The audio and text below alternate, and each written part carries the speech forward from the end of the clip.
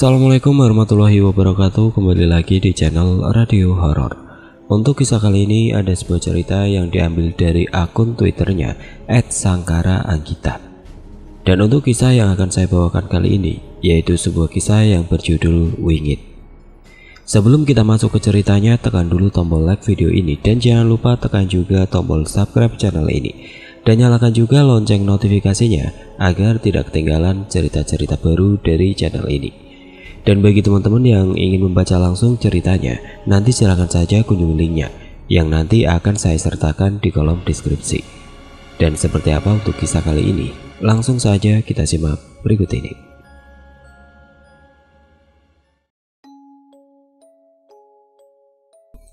Kali ini izinkan aku menceritakan sebuah kisah untuk selingan di tengah-tengah kepenatanku ini. Kisah yang dialami oleh seorang wanita yang enggan disebutkan namanya. Beliau adalah kawan lama Mbah Dok, di mana beberapa hari yang lalu beliau berkenan hadir di gubuk kecilku untuk sekedar melepas rindu kepadaku. Kita sebut saja beliau dengan Mbah Yati. Beliau mengenal diriku sejak aku masih kecil. Hal itu dikarenakan dulunya beliau pernah mengontrak di rumah Mbah Nang. Namun itu hanya berlangsung selama 4 tahun. Karena di tahun berikutnya, bulekku yang semula berada di luar kota ingin tinggal di rumah itu. Jadilah mau tidak mau Mbah Yati tidak bisa memperpanjang masa kontraknya dan dengan berat hati harus mencari kontrakan baru. "Sudah lama tidak melihatmu, Cahayu," sapanya dengan suara serak khas orang yang sudah sepuh sore itu. "Iya Mbah, sudah lama," jawabku dengan senyum tipis. "Sini, aku pijit kamu, katanya baru jatuh dari kamar mandi ya," kata beliau yang kemudian aku turuti dengan mendekat di samping kursinya. "Cahayu, selalu saja kok jatuh di kamar mandi. Semoga dirimu selalu dilindungi Allah SWT," ucap beliau yang kemudian menghembuskan nafas kasar, lalu disusul dengan pembahasan sebuah cerita yang akan aku bawakan kali ini. Sudah sekitar 5 kali Mbah Yati berpindah dari satu kontrakan ke kontrakan lainnya. Alasannya karena harga sewa yang semakin kesini semakin menjulang tinggi. Belum lagi ditambah persyaratan yang nyaris seperti dibuat-buat agar dirinya semakin boncos. Seperti jika ada saudara jauhnya datang menginap, harus memberi uang sewa tambahan. Seperti hotel saja. Sampailah beliau mendapatkan satu tawaran kontrakan yang harganya cukup terbilang murah di tahun itu. Sebuah rumah yang tergolong besar, di mana di depannya memiliki halaman yang luas sebelum akhirnya dibatasi oleh pagar besi yang mulai berkarat. Mbah Yati berdiri mematung sesaat di depan pagar. Banyak sekali rumput-rumput liar dan beberapa tumbuhan merambat yang menghiasi sekitaran rumah itu. Gambaran yang memperlihatkan dengan jelas bahwa rumah itu sudah lama tidak ditinggali. Ya mau bagaimana, beliau tidak ada pilihan lain. Untuk mendapatkan kontrakan yang murah, beliau akan selalu siap menanggung segala resiko, apalagi hanya membersihkan sebuah rumput liar tadi. Saat bersamaku, beliau sempat bilang, "Memangnya ada kontrakan murah, tidak ada tapinya. Silakan masuk," tawar seorang laki-laki yang usianya mungkin hanya terpaut beberapa tahun saja di bawah umurnya. Dia adalah Pak Giono, ketua RW daerah kami, yang mendapat amanah untuk merawat rumah peninggalan kerabat jauhnya itu. Tanpa pikir panjang, Mbah Yati memasuki bangunan rumah itu. Dilihatnya semua barang ditutupi kain putih yang sudah dihiasi debu dan kelamat yang menggantung di sana-sini. Tapi jujur saja semua barang di dalamnya masih sangat bagus dan termasuk dalam kategori barang mewah pada zaman itu. "Mohon maaf ya Bu, Anda harus membersihkan rumah ini dulu untuk menempatinya. Misal butuh bantuan, biar nanti anak saya bantu membersihkan semua ini," kata Pak Giono yang terlihat tidak enak melihat rumah yang akan disewanya masih sangat kotor. "Iya, tidak apa-apa Pak," jawab Mbah Yati yang merasa sudah sangat berterima kasih diberi hunian layak dengan harga murah kala itu. Saat beliau bertemu denganku sore itu, beliau berkata, "Simba tidak berpikir terlalu jauh terkait harganya yang murah di zaman itu. Simba hanya berpikir Pak Ki menyewakan rumah yang terlanjur lama tidak ditempati. Jadi sayang saja jika dibiarkan tanpa dirawat. Jadi biarkan disewa murah saja. Sudah itu saja, tidak berpikir aneh-aneh. Tapi ternyata bukan itu alasannya, Nduk. Jelas Mbah Yati dengan tatapan yang menerawang jauh untuk mengingat-ingat kejadian beberapa tahun silam. Satu hari setelah survei rumah kontrakan, Mbah Yati dengan dibantu oleh beberapa warga dan anaknya mengangkut barang-barang yang akan ikut dibawa ke rumah itu. Anehnya, kebanyakan orang hanya mau mengantar sampai di gerbang rumah saja, tidak mau sampai masuk walau hanya sampai ke pelataran rumah. Mereka berdalih bahwa agar lebih cepat selesai sebelum hari mulai gelap. Sebenarnya hal tersebut tidak masalah untuk Mbah Yati.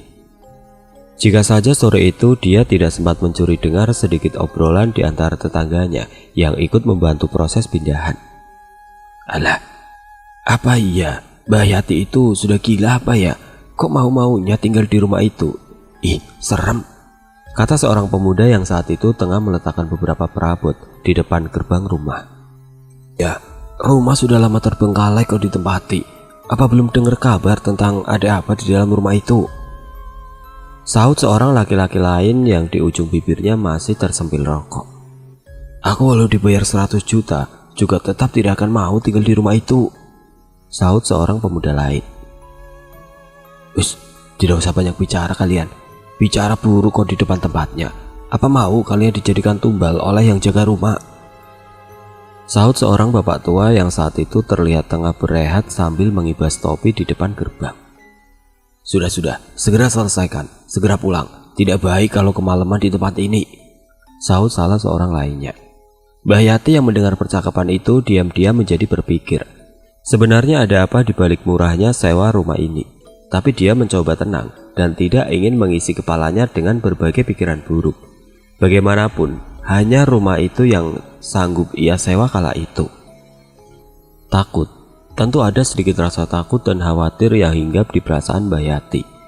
Bagaimanapun beliau saat itu hanya tinggal bersama seorang anak yang saat itu baru saja masuk kelas 3 SMP. Apalagi ditambah dengan reaksi Pak Giono yang menurutnya cukup janggal. Bagaimana tidak, di hari Mbah Yati survei, hanya karena tidak sengaja Mbah Yati memasuki sebuah kamar yang berada di bagian paling pojok wetan, Pak Gi membentak Mbah Yati tanpa segan. Bahkan di hari itu juga, Pak Gi langsung memasang palang kayu di depan pintu kamar tersebut dan melarang keras Mbah Yati atau siapa saja yang kelak datang bertamu ke sana untuk tidak memasuki atau bahkan sekedar mengintip kamar itu. Aneh bukan? Namun melihat anaknya yang sangat suka dan bahagia mendapat rumah sewa yang memiliki halaman luas dan berbagai fasilitas yang ada, belum lagi didukung dengan kenyataan ia tidak memiliki siapa-siapa lagi di kota ini untuk dimintai tolong sekedar untuk bertukar pikir. Jadilah ia tidak mau mengambil pusing dengan perasaan curiganya saat itu. Hari berganti hari, semua masih berjalan wajar menurut Mbah Yati. Hanya ada gangguan kecil seperti lampu yang sering hidup mati sendiri atau sekelebat bayangan yang entah siapa lewat setiap malam di depan pagar membuatnya tidak nyaman. Sampailah di suatu hari ketika Mbah Yati menerima tamu langganan pijit urut ke rumahnya. Sore itu mendung terlihat menggumpal di atas awan. Bertepatan kedatangan langganan pijit urut beliau dari desa seberang, Bukatimin. Beliau terlihat datang ditemani Pak Bagio yang selalu memakai kopiah di kepalanya. Silakan Bu, masuk. Sebentar lagi sudah hujan, tawar Mbah Yati kepada Bukatimin agar mempercepat langkahnya. Tapi tepat seusai Mbah Yati mengucapkan tawarannya, Astagfirullah, bagiknya Pak Bagio. Beliau terlihat terperajat kaget dan wajahnya tidak bisa menutupi rasa takutnya. Ada apa Pak? Teriak Bukatimin, khawatir melihat suaminya masih diam bergeming. Sedangkan Pak Bagio, beliau sedang mematung kaget melihat makhluk besar yang berdiri di depan pintu rumah kontrakan Mbah Yati. Seluruh tubuh makhluk itu dipenuhi bulu lebat. Makhluk itu setinggi tiang penyangga rumah itu, sekitar 4,5 meteran. Matanya melotot merah, menatap benci kehadiran Pak Bagio dengan istrinya. Pak, panggil Bukatimin kembali dengan mencubit lengan Pak Bagio. Astagfirullah Bu, linu toh, keluh Pak Bagio sembari mengusap lengan bekas cubitan istrinya. Lagian, suruh siapa malah dia mematung. Ya tapi kan gak usah sama jiwit bisa Bu, linu loh ini, omel Pak Bagio. Monggo Pak, Bu, tawar Mbah Yati kembali. Bu Katimin yang mendengar tawaran tersebut langsung mengiyakan dengan segera masuk ke ruang tamu. Sedangkan Pak Bagio meminta waktu di luar dulu dengan dalih ingin menghirup udara segar. Padahal diam-diam Pak Bagio ingin berkomunikasi dengan makhluk hitam besar tadi. Giginya yang runcing mencuat ke atas dan ke bawah dengan liur yang terus menetes. Tutup panggonanmu, tutup urusanmu, ucap makhluk tadi dengan menggeram. Tangannya mengepal seolah ingin menghajar siapa saja yang tengah ia ajak bicara. Pak Bagio yang mendengar ucapannya tersenyum tipis. Ternyata makhluk yang memang sengaja dipasang sejak lama oleh si empunya rumah, digunakan untuk berjaga. Tapi Pak Bagio heran, kenapa penjaga ini begitu galak dan terlihat sedang mencari mangsa. Melihat liurnya yang terus menetes menandakan makhluk ini sedang lapar. Jika niatmu jelek, aku tidak akan tinggal diam, jawab Pak Bagio dengan berani. Selain karena ilmu agamanya yang kuat, Pak Bagio adalah orang yang memahami betul hal-hal gaib. Makhluk itu yang mendengar jawaban menantang Pak Bagio menggeram kesal. Sudah dipastikan dia marah. Tapi makhluk itu seperti menahan diri untuk menyentuh Pak Bagio. Jadi membiarkan manusia itu masuk ke dalam rumah meninggalkannya. Pak Bagio yakin rumah ini tidak beres. Jika makhluk besar tadi terlihat menahan diri, pasti ada alasan lain, seperti ada makhluk yang lebih berkuasa di tempat itu. Karena beliau sadar, setan adalah makhluk yang angkuh. Jadi bagaimana mungkin dia mengalah dengan perkataan Pak Bagio. Pak Bagio masuk ke rumah itu. Matanya mengedar melihat ke sekeliling rumah. Astagfirullah, ucap beliau ketika menyadari rumah ini memang tidak beres. Pak Bagio bahkan lebih setuju rumah ini disebut sarang jin dibanding dengan rumah kontrakan. Melihat mereka yang ada di dalam membuat Pak Bagio mual. Ada yang kakinya panjang dan tangannya panjang menjuntai dengan gigi yang tajam. Ada yang matanya sebesar bola tenis dengan mulut yang terbuka lebar. Ada yang rambut putih dengan lidah yang menjulur hingga ke lantai. Ada yang tidak memakai selai benang pun dan masih banyak lagi. Dan betul, mereka memiliki aroma serupa, amis dan busuk. Pak Bagio yang paling benci dengan makhluk borokan yang mengeluarkan nanah di sekujur tubuhnya. Ia berjalan menyeret kakinya terus mengitari Pak Bagio, membuatnya risih dan kesal dengan perlakuan makhluk itu. Ceklak, kret. Bu Katimin ternyata sudah selesai pijat. Wajahnya kembali bugar setelah mendapat urutan tangan Mbah Yati.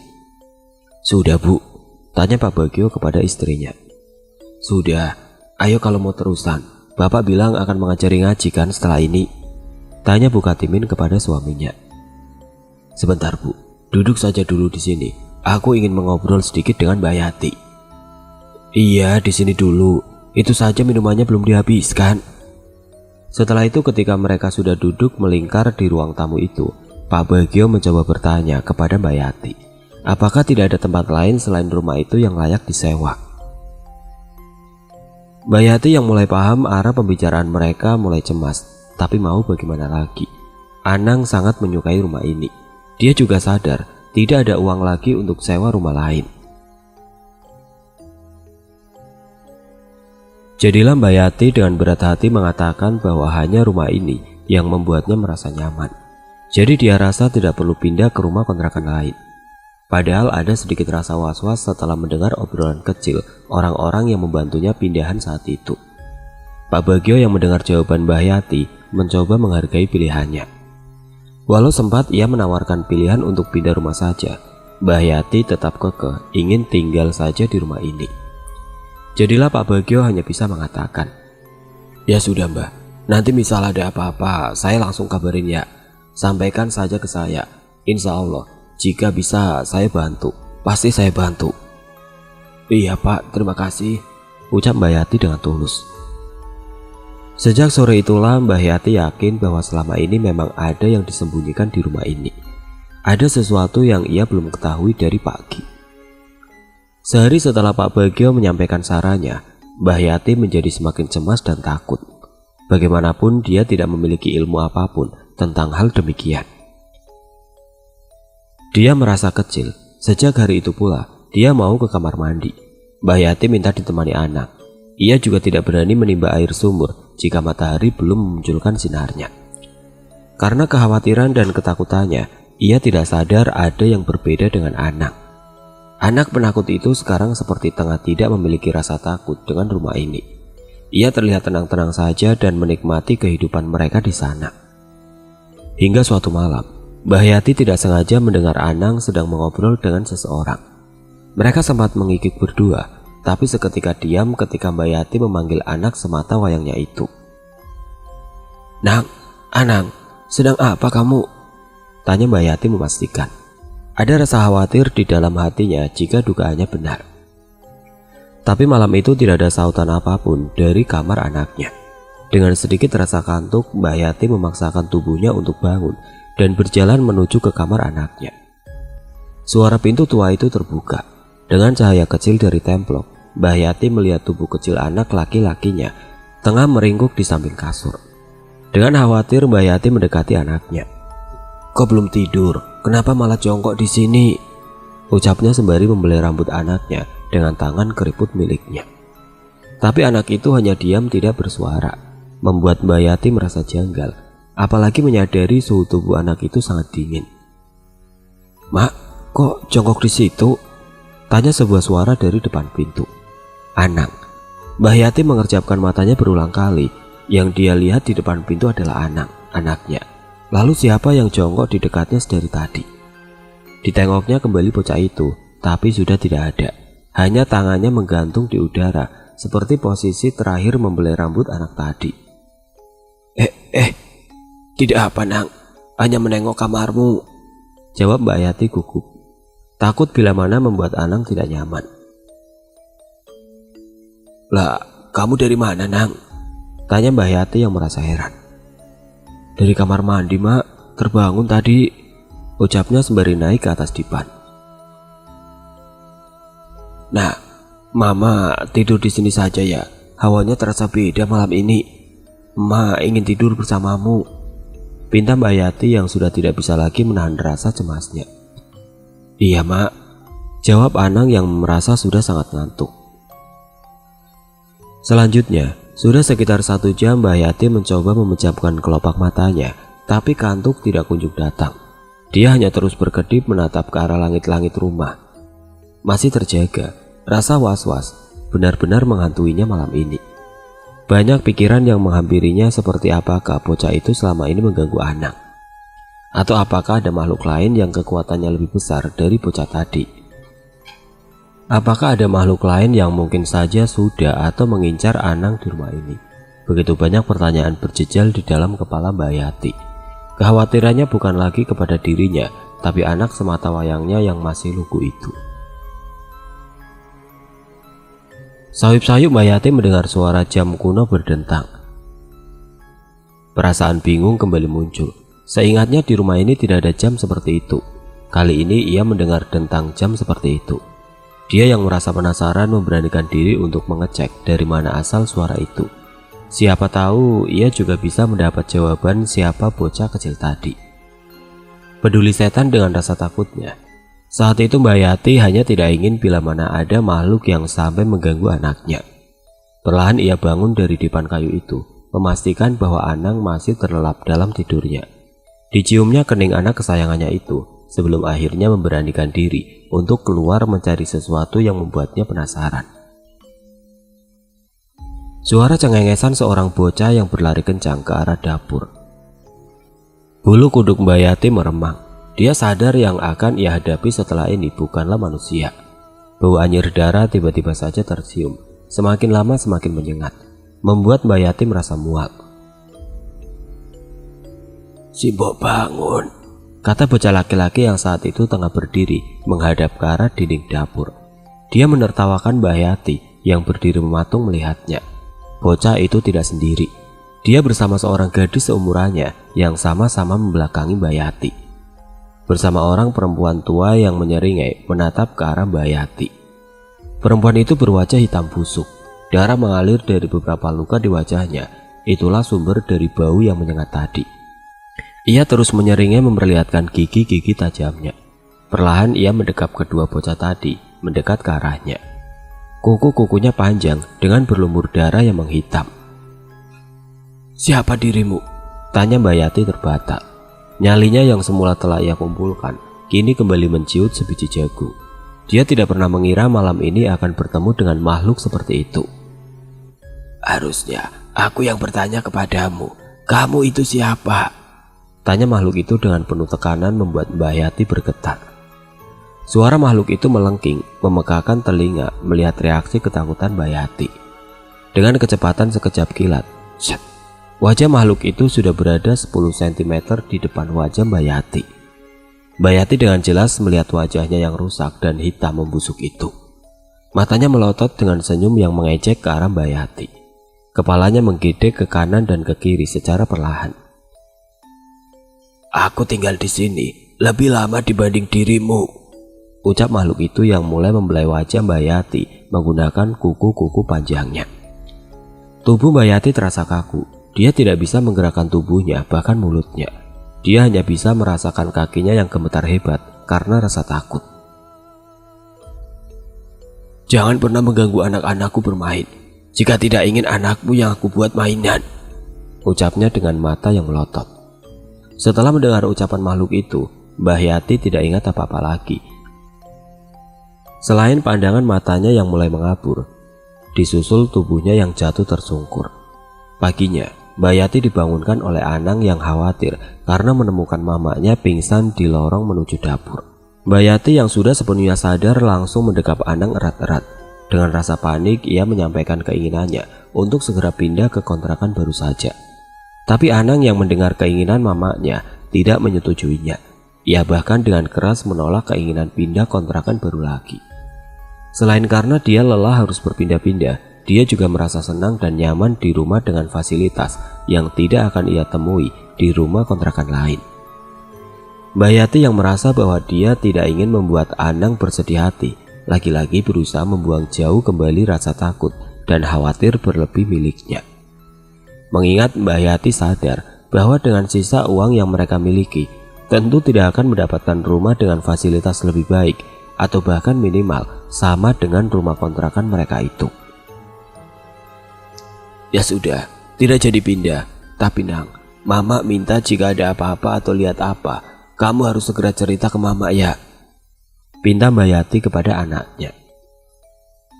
Siang itu juga Mbak Yati segera bertandang ke rumah Mbak Prayit atau Mbah Nang.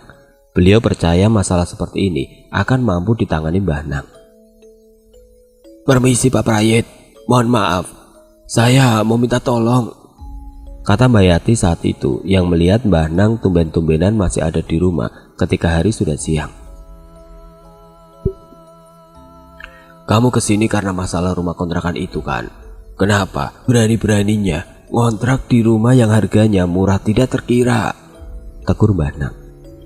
Sebenarnya Mbah Nang baru mengetahui lokasi kontrakan baru Mbak Yati setelah kepulangannya dari luar kota saat itu. Jadilah beliau tidak sempat memperingatkan Mbak Yati akan kontrakan tersebut. Sudah seminggu semenjak kepulangan beliau memang terus menunggu kehadiran Mbak Yati. Namun baru kali ini Mbak Yati datang ke rumah Mbah Nang. "Hanya rumah itu yang mampu saya sewa Pak. Anang juga sudah jatuh hati dengan rumah itu. Saya harus bagaimana?" tanya Mbak Yati lemes. "Anakmu betah tinggal di sana karena sudah diincar penunggu sana. Anakmu itu setiap malam sudah dinina bubuk, makanya dia nyaman tinggal di sana. Sementara, bawalah ini. Jika situasi semakin parah, kamu harus mengalah pindah," kata Mbah Nang, memberikan sebuah benda yang entah apa di buntal kain kafan putih. Sementara itu di rumah, Anang yang baru pulang sekolah bingung mencari mamanya yang tumben berpergian tanpa meninggalkan pesan apapun di meja. Sebuah suara seperti orang berbisik di dalam ruangan yang dipalang paten membuat Anang penasaran. Siapa orang yang bisa masuk ke kamar itu? Anang yang sudah sejak lama sangat penasaran dengan apa yang ada di dalam ruangan itu, mencoba memberanikan diri mengintip dengan menaiki meja di kamar miliknya. Karena tingginya yang masih belum mencapai, ia menambah pijakan menggunakan dingklik yang ada. Krek, krek, krek. Ada suara aneh dari sebelah kamarnya itu. Suara yang membuatnya semakin mempercepat gerakan untuk mengintip ruangan itu. Betapa terkejutnya dia ketika kepalanya melongak ke arah kamar itu. Ia melihat ada satu makhluk yang wujudnya kurus kering hitam dengan jambul di kepalanya tengah merayap di pojokan dinding. Lalu di sana ada sebuah kasur berspray putih dipenuhi dengan bercak darah, di mana di atasnya ada seorang wanita berkebaya hitam dengan rambut acak-acakan dan mulut dipenuhi darah terus mencoba mematahkan lehernya sendiri berulang kali. Tanpa sengaja Anang menimbulkan suara karena kakinya yang sudah tidak kuat berjinjit, membuat makhluk kurus yang semula membelakanginya menoleh ke arahnya, memperhatikan seberapa menyeramkan wajahnya yang nyaris dipenuhi mulut lebarnya itu. Anang yang kaget dengan apa yang baru saja ia lihat, secara spontan melepaskan pegangan tangannya, membuat tubuh kecilnya itu limbung dan terjatuh. Dia pingsan di kamarnya. Ia baru sadar sore harinya ketika bangun, ia melihat sudah ada mamanya, Mbah Yati, temani Mbah Nang juga yang sore itu menyusul ke rumah kontrakan mereka. Mbah Nang mengetahui semua yang pernah terjadi di sana, namun untuk menghargai perasaan pemilik rumah saat itu, ia tidak ingin membuat Mbah Yati semakin khawatir. Mbah Nang tidak menyampaikan apapun kepada Mbah Yati. Mbah Nang hanya bisa membantu memagari Mbah Yati dan Anang sementara waktu ini, sampai nanti mereka punya pilihan mereka sendiri untuk pindah rumah. Mbah Nang juga sudah tahu Anang pingsan karena melihat apa. Beliau juga tahu siapa saja di rumah itu, tapi lagi-lagi Mbah Nang hanya diam dan memberi pesan agar Anang tidur di kamar Mbah Yati saja. Hari berikutnya, entah karena apa, tubuh Anang demam tinggi. Wajahnya pucat pasi. Anehnya lagi, seluruh tubuhnya dipenuhi borok dan nanah. Ia terus merintih kepanasan. Panas. Ya Allah Gusti, cobaan apa ini? Gumam Mbah Yati yang mencoba mengipasi tubuh Anang menggunakan kipas anyaman bambu. Sorenya berdasarkan permintaan Mbah Yanti, Pak Mantri dari puskesmas berkenan hadir ke rumah kontrakan mereka. Lalu diberinya obat salep dan beberapa obat minum untuk mengobati sakit Anang. Perkiraan dokter sementara penyakit Anang disebabkan oleh bakteri, jadi ia diminta untuk rutin menggunakan salep. Tapi sayangnya hingga 2 minggu berjalan penyakit Anang tidak kunjung sembuh. Malah Anang menjadi sering mengigau karena demam. Kabar Anang yang sakit terdengar hingga telinga Mbah Nang. Mbah Nang yang mendengar kabar itu pun segera berkunjung ke rumah kontrakan Mbah Yati untuk melihat kondisi Anang. Katanya, Anang sebenarnya kena sawan. Itu akibat Anang yang melihat makhluk apa yang ada di ruangan terlarang itu. Pagar yang dibuat Mbah Nang berhasil melindungi Anang, setidaknya melindungi jiwa anak lugu itu. Karena bukan raga yang mereka sasar sebenarnya. Mbah Nang meminta Mbah Yati mencari daun resede untuk kemudian dideplok dan digosokkan ke seluruh tubuh Anang. Beliau juga meminta Mbah Yati mencarikannya ranting dengan daun kelengkeng untuk kemudian digunakan media mengusir energi negatif dari tubuh Anang. Malam itu Mbah Nang menyengaja lelaku tirakat di rumah kontrakan Mbah Yati. Beliau memang berniat berkomunikasi dengan si empunya rumah. Mbah Nang meminta Mbah Yati untuk menjaga Anang di kamar. Katanya, Mbah Nang sempat sanjang kalau nanti apapun yang terjadi Mbah Yati tidak boleh keluar dari kamar sebelum Mbah Nang membuka pintu kamar mereka. Mbah Nang sudah memagari kamar Mbah Yati. Itu sebabnya Mbah Nang meminta Mbah Yati tidak pergi atau membuka pintu yang memang seharusnya tertutup sampai urusan itu selesai. Malam itu Mbah Nang duduk di kursi kayu di ruang tengah. Disiapkannya 2 cangkir kopi hitam tanpa gula buatan khas Mbah Nang di meja. Siapa sangka ketika Mbah Nang membuka mata batinnya, ternyata sudah ramai sekali. Semua makhluk yang ada di sana mencoba menampakkan diri mereka semua. Beliau melihat semua yang ada adalah cicunguk yang dulu dipakai oleh si punya rumah. Jadi dibiarkan tanpa digubris kehadiran mereka. Meskipun mereka mencoba mengganggu Mbah Nang dengan menampakkan wajah terburuk mereka sekalipun, Mbah Nang tidak peduli. Setan jelek, aku tidak butuh kamu. Kamu semua, pergilah jika tidak ingin kubakar. Kata Mbah Nang yang sudah risih melihat setan-setan yang menurutnya mengganggu saja. Toh yang beliau tunggu bukan kelasnya mereka. Yang beliau tunggu adalah makhluk yang ada di kamar itu. Makhluk yang memang berhasil menghabisi tuannya sendiri. Makhluk yang berhasil mengajak tuannya untuk terjebak di dunia hitam mereka. Keren. Dia datang. Makhluk itu datang. Dia merangkak keluar dari pintu kamar yang patenya sudah sengaja dibuka Mbah Nang sebelumnya. Makhluk yang wujudnya nyaris sama persis dengan hewan, kalau saja tangan dan kakinya tidak berwujud seperti manusia. Badannya yang kurus mencetak jelas bentuk tulang punggungnya yang melengkung. Dia berjalan merangkak ke dinding, lalu ke atas atap, lalu kembali turun menuju arah Mbah Nang dengan kecepatan kilat. Di depan Mbah Nang diperlihatkan mulutnya yang nyaris memenuhi seluruh wajahnya. Darah busuk mengalir terus melalui sela-sela gigi tajamnya. Matanya yang melotot tajam menatap benci ke arah Mbah Nang. "Siapa kamu?" tanya makhluk itu dengan wajah yang semakin mendekat ke wajah Mbah Nang, seolah ingin memakan Mbah Nang hidup-hidup. Tapi Mbah Nang malah terkekeh tanpa menjawab pertanyaan makhluk itu. "Cari mati, berani-beraninya mengobrak-ngabrik tempatku," ucap makhluk itu sembari merangkak mundur. "Aku tidak pernah menyentuh kamu dan sebangsamu di sini, tapi kenapa kamu berani mengincar keluargaku?" tanya Mbah Nang sembari mengambil segelas kopi pahit di depannya. Diseruputnya kopi panas itu tanpa ragu.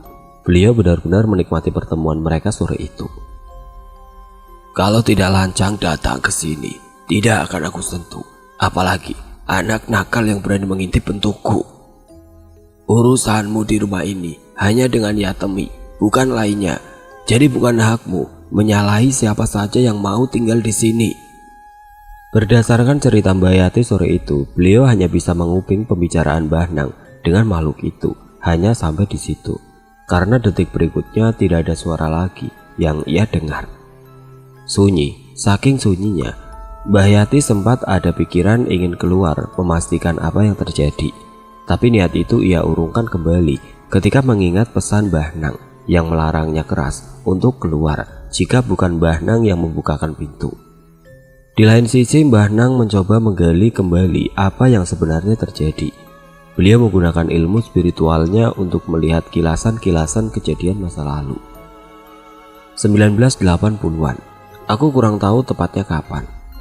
Di tahun itu ada seorang wanita yang wajahnya masih saja terlihat kinyis-kinyis di usianya yang sudah tidak terbilang muda. Wanita itu sangat terkenal dengan kecantikannya. Sayangnya, tidak ada satupun yang berani berurusan dengannya. Rumornya, wanita itu adalah pengikut ilmu hitam. Jadilah semua orang mencoba menghindari dan tidak ingin berurusan dengan wanita itu. Dia bernama Yatemi, seorang wanita yang sangat menyukai dunia klinik dan semacamnya. Hari-harinya hanya digunakan untuk terus mendalami ilmu-ilmu seperti itu. Dulu, bisa dibilang, dia memang orang yang cukup disegani. Selain karena dia adalah orang kaya yang suka memberi banyak bantuan kepada warga sekitar, ia adalah satu-satunya wanita yang ilmunya terbilang tinggi. Kata Mbah Nang, kesalahan dimulai ketika dia menjadi sangat terobsesi untuk menjadi satu-satunya yang terhebat. Segala macam cara ia halalkan. Dia mulai mendalami ilmu-ilmu hitam yang jelas sangat berbahaya. Itulah awal mula ia bertemu dengan tuanya itu. Makhluk mengerikan itu menawarkan begitu banyak janji kepada Yatemi. Dia menggunakan ego dan obsesi Yatemi untuk menjebaknya ke lingkaran setan. Satu persatu keinginan wanita itu dikabulkan. Tapi tentu itu semua tidak dengan cuma-cuma. Ia selalu meminta tumbal untuk setiap permintaan Yatemi. Dengan kelicikannya juga, Yatemi dengan mudah mendapatkan tumbal untuk setiap hal yang dia inginkan. Bermodalkan parasnya yang masih selalu terlihat cantik, ia selalu menghasut laki-laki untuk masuk ke dalam jebakannya. Sampailah tersiar kabar tentang praktik ilmu hitamnya ke segala penjuru kampung, membuat hampir semua orang benar-benar menjauhi dan memusuhinya. Tentu itu berdampak kepada dirinya yang menjadi kesulitan mencari mangsa untuk tumbal berikutnya. 1 minggu, 2 minggu, dan hingga jatuh 1 purnama, dia benar-benar tidak mendapatkan tumbal yang seharusnya dia berikan ke makhluk itu. Tanpa dia sadari bahwa itulah jalan yang memang diinginkan oleh makhluk mengerikan itu. Makhluk itu menginginkan Yatemi akhirnya akan mengalami kesulitan mencari tumbal. Kemudian dia akan merasa pasrah dan dihantui segala ketakutannya akan janjinya sendiri. Suasana malam itu tidak seperti biasanya, dingin dan begitu sunyi. Suasana yang pasti akan membuat tidak nyaman dan siapa saja akan merasa cemas. Terlihat jalanan sudah sangat sepi. Orang-orang memilih menarik selimut mereka di dalam rumah dengan pintu dan jendela yang sudah mereka kunci rapat dari dalam. Ya, bahkan mereka yang tidak tahu apa-apa pun ikut merasakan ada hal yang tidak beres malam itu. Krat, krat, krat. Suara itu benar-benar membuat miris siapa saja yang mendengarnya. Suara langkah makhluk yang wujudnya menyerupai setengah hewan dan manusia. Kepalanya botak, dihiasi rambut putih tipis yang sudah berkontaminasi dengan warna darah yang nyaris menghitam. Tuanya itu ternyata benar-benar menyatroni rumah Yatmi sesuai janji. Yatmi, Yatmi, Yatmi. Gumam makhluk itu dengan suara paraunya sembari merangkak mengitari Yatmi yang masih duduk terdiam di atas kasur dengan spray putih. Saya minta maaf, saya minta diberi sedikit waktu lagi untuk memenuhi janji saya kepada Anda, ucap Yatmi yang menempelkan kedua telapak tangannya di depan dada sembari menundukkan kepalanya menandakan bahwa ia sedang merendahkan diri untuk diberi kesempatan. Karena dia sadar hanya itu cara yang bisa ia lakukan malam itu. Hanya dengan merendah dan memohon belas kasihanlah jalan keluar yang ia punya. Bagaimanapun ia tidak akan mampu bila harus melawan makhluk itu. Bahkan seluruh perewangannya dijadikan satu pun tidak akan sebanding dengan energi yang dimiliki makhluk itu. Suara yang timbul dari pergerakan makhluk tadi yang saat itu sedang mencoba menghapus jarak dengan Yatmi. Wajahnya berada tepat di depan wajah Yatmi dengan senyum yang menyeringai gila. Janji ya janji. Untuk apa sebelumnya kamu menyanggupi jika kamu tidak bisa melakukannya? Tubuh Yatmi yang nyalinya mulai menciut bergetar karena takut. Ia sangat tahu bahwa berurusan dengan makhluk seperti tuanya itu tidaklah mudah. Apalagi kali ini ia sudah dianggap ingkar janji. Padahal kenyataannya Yatmi sedang kesulitan mencari tumbal di kampungnya sendiri. Janji yo janji. Tawa makhluk itu benar-benar terdengar gila dan menakutkan. Yatmi tahu malam itu akan menjadi malam terakhirnya. Dia akan habis di tangan makhluk itu. Kalau saja waktu bisa diputar, ia tidak akan menerima tawaran makhluk yang jahatnya luar biasa itu. Yatmi yang terhitung cukup tinggi ilmunya pun pada akhirnya tetap tidak bisa apa-apa di hadapan tuannya. Tubuhnya seketika kaku dan tidak bisa digerakkan. Ia hanya melotot takut melihat makhluk itu merangkak memutari dinding kamarnya dengan tawa yang membuatnya gila. Lalu, apa yang terjadi berikutnya adalah apa yang tidak pernah ia bayangkan. Entah bagaimana makhluk itu berhasil membuat tangan Yatmi bergerak mencakar-cakar setiap inci tubuhnya sendiri. Wajah Yatmi benar-benar ketakutan dan terlihat merasakan sakit. Tapi kedua tangannya terus mengorek kulitnya yang sudah mengeluarkan darah yang merubah spray putihnya menjadi warna merah darah. Mulutnya mengatup rapat. Sesakit apapun ia tidak bisa bersuara dan tubuhnya tidak bergerak seperti kesakitan. Reaksi sakitnya hanya terlihat dari matanya yang melotot dan terus meneteskan air mata. Kejam, makhluk itu benar-benar menikmati pertunjukan di depannya. Dia terus tertawa melihat satu manusia kembali jatuh di jurang kesalahan. Akhirnya satu manusia kembali masuk ke lingkaran ilmu hitam karena keangkuhan dan keserakahannya. Makhluk itu menyiksa Yatmi tanpa menyentuhnya, tapi dengan tangan milik Yatmi sendiri. Ia ingin memperlihatkan bahwa ini semua terjadi karena ulah dari pilihannya sendiri. Andai saja Yatmi tidak serakah, pasti ia tidak akan masuk ke lubang ini. Andai saja dia tidak menerima tawaran ilmu hitam itu, ia pasti masih menjadi Yatmi yang disegani oleh banyak orang. Tapi nasi telah menjadi bubur. Malam itu benar-benar menjadi malam terakhir bagi Yatmi. Tangannya yang sudah berhasil melukai seluruh tubuhnya mulai menggaruk kepalanya dengan sangat kasar. Terlihat darah segar mengalir dari kulit kepalanya yang sudah mengelupas. Terus seperti itu, tangannya terus bergerak melukai dirinya sendiri. Sampai ketika seluruh lebih mirip dikatakan segumpalan darah berulat, tangannya bergerak memutar lehernya sendiri hingga berbunyi klak. Patah. Tubuh yang sudah sangat mengerikan dengan rambut acak-acakan itu tumbang di atas ranjang. yang juga sudah dipenuhi dengan genangan darah. Sedangkan makhluk itu perlahan mendekati tubuh Yatmi yang sudah dipenuhi oleh darah. Ia tersenyum puas dengan lidahnya yang panjang. Dijilatinya setiap inci tubuh Yatmi yang mengeluarkan darah. Dinikmatinya darah segar yang sudah lama dinanti-nantinya. Bahnang paham kenapa makhluk itu marah kepada Anang. Pada dasarnya makhluk itu tidak mau ada yang melihat wujud terburuknya. Ia juga tidak suka bahwa Anang melihat kilasan masa lalu di mana makhluk itu menyiksa Yatmi. Tapi Bahnang tetap tidak membenarkan makhluk jelek itu yang keterlaluan ingin melukai keluarga Mbak Yati. Bagaimanapun manusia dengan bangsa mereka akan tetap hidup berdampingan. Jadi hal seperti melihat atau tidak sengaja mengetahui keberadaan mereka kemungkinan akan terjadi. Apa yang sebenarnya kamu incar dari bocah lugu itu? Tidak mungkin jika hanya karena melihat wujudmu saja, tanya Bahnang dengan tatapan tajam. Bocah itu terlalu banyak tingkah, usil, mengajak barang lain datang ke tempatku. Mbak Yati yang ada di dalam kamar saat itu sempat mengerutkan kening, bingung sembari menatap wajah lugu anaknya. Sebenarnya apa maksud perkataan makhluk itu? Anang membawa apa atau siapa? Bahnang tersenyum tipis. Beliau tahu siapa yang dimaksud barang liau itu. Dia adalah perempuan berwajah menakutkan dengan dua anak yang malam itu sempat memperlihatkan wujudnya di depan Mbak Yatmi. Sebenarnya dia adalah penunggu sumur tua yang berada di belakang rumah kontrakan itu. Sumur yang dulunya digunakan oleh orang-orang sekitar sampai kejadian naas itu terjadi. Tapi aku tidak akan membahas terlalu jauh. Pada intinya sebenarnya mereka bukan perewangan yang dari dulu tinggal di rumah kontrakan itu. Jadi tuan itu menjadi marah karena ada makhluk yang masuk ke daerah teritorial miliknya. Kehadiran Mbak Yati dan Anang sebenarnya sudah tidak disukai oleh makhluk itu sedari awal.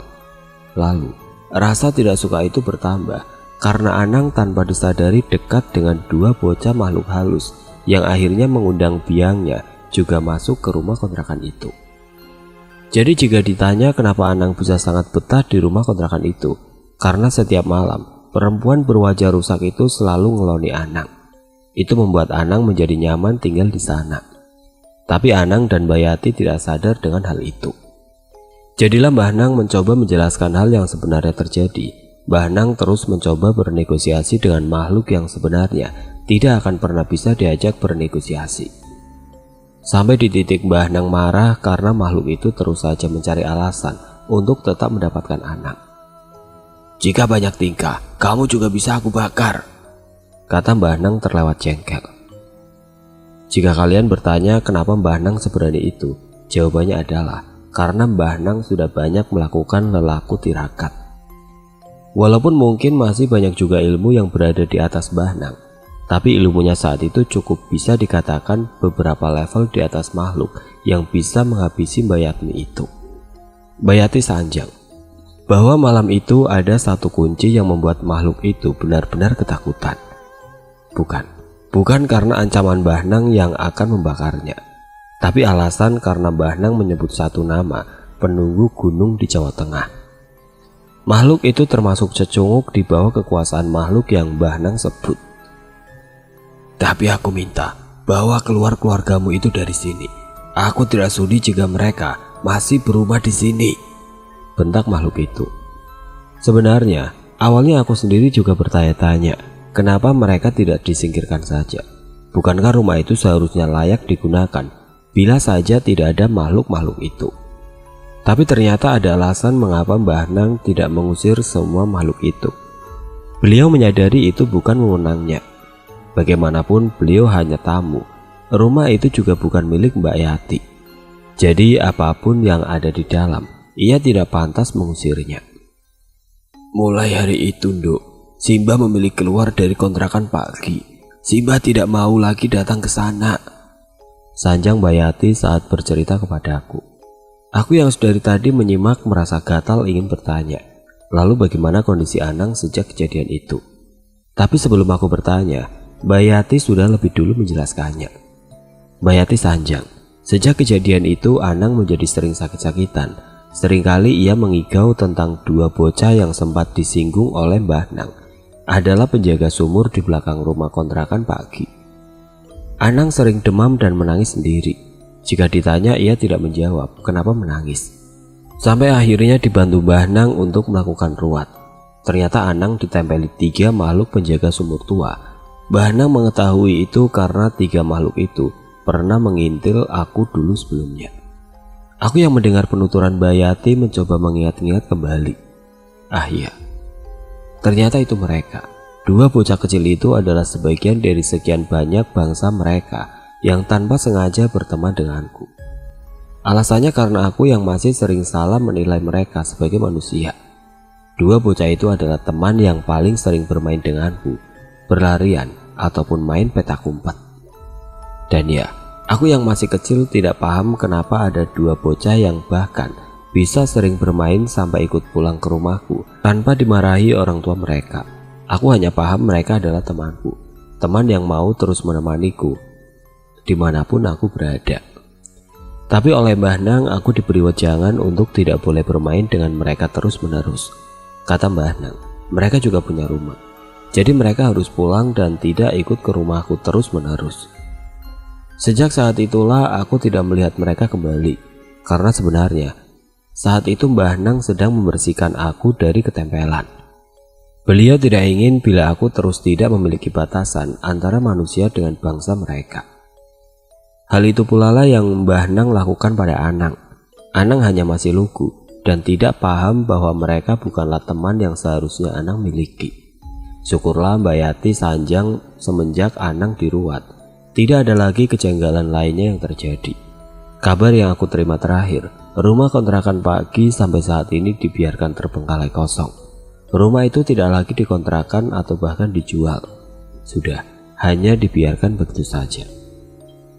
Sekian cuitan saya kali ini. Terima kasih atas kesetiaan teman-teman semua menanti kisah saya.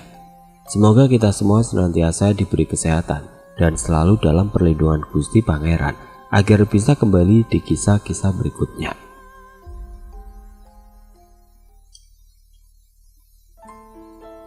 Oke teman-teman, sekian untuk kisah kali ini. Bagaimana menurut teman-teman semua tentang kisah ini?